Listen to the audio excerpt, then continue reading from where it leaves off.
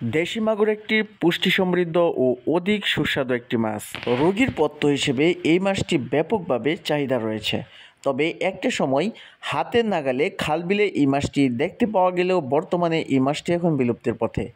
তবে ময়মনসিংহ সহ ছোট বড় বেশ কিছু হ্যাচারিতে প্রাকৃতিক উৎস থেকে এই মাছের ব্রুড সংগ্রহ করে বর্তমানে কৃত্রিমভাবে এই মাছের রেণুপোনা উৎপাদনের মাধ্যমে বাংলাদেশের আনাচে কানাচে এই মাছটি চাষাবাদ হচ্ছে।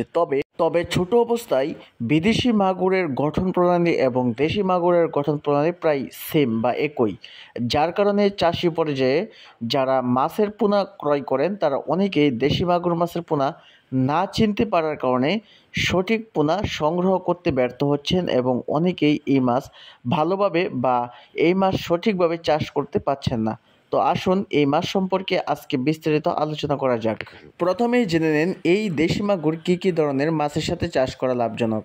মোটামুটি সব ধরনের মাছের সাথেই আপনারা এই দেশি মাগুর মাছ চাষ করতে পারবেন। তবে রাক্ষসী প্রজাতির মাছ যেমন বোয়াল, কোরাল, শোল এবং কি আইড় মাছ, এই জাতীয় মাছের সাথে দেশি মাগুর মাছ কখনোই চাষ করা যাবে না। কেননা রাক্ষসী স্বভাবের মাছগুলো অন্য অন্য মাছের উপর নির্ভরশীল। তারা জীবন্ত খাদ্য খেয়ে বা অন্য অন্য মাছ খেয়ে তারা জীবন ধারণ করে থাকে। তাই দেশি মাগুর মাছের পোনা খেয়ে ফেলার সম্ভাবনা রয়েছে, যার কারণে এই রাক্ষসী স্বভাবের মাছের সাথে দেশি মাগুর মাছ চাষ করা কখনোই সম্ভব নয়। তবে আপনারা কার্প জাতীয় মাছ যেমন রুই, মৃগেল, কাতল, ঘাস কার্প ইত্যাদি অথবা পাঙাশ ও তেলাপিয়া মাছের সাথেও আপনারা দেশি মাগুর মাছ চাষ করতে পারবেন। এবার জেনে নেওয়া যাক দেশি মাগুর মাছ চাষ করার জন্য কী কী খাদ্য দিতে হবে।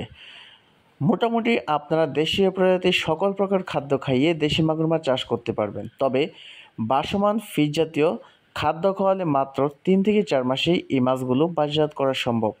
কেননা 30 থেকে 35% প্রোটিন সম্পন্ন বাসমান ফিড জাতীয় খাবারে প্রচুর পরিমাণ প্রোটিন রয়েছে, যার কারণে মাত্র 3 থেকে 4 মাসেই এই মাছগুলো বাজারের বিক্রির উপযোগী হয়ে যায়। দেশি মাগুর মাছ চাষকালীন কী কী ধরনের রোগ জীবাণু হতে পারে।